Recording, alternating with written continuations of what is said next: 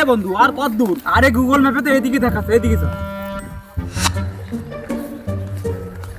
আরে সুতার ভাই আর কত দূর? আরে বুকাস আমি কি জানি, দেখতেছিস না গুগল ম্যাপে এদিকে দেখাচ্ছে। এবার তো বন্ধু আমার ধৈর্যের বাঁধ ভেঙে যাচ্ছে, তুই কবি আর কত দূর? আরে এইদিকে দেখাচ্ছে, আর বেশি দূর না, এই সামান্য সামান্য, এই তো সামান্য সামান্য।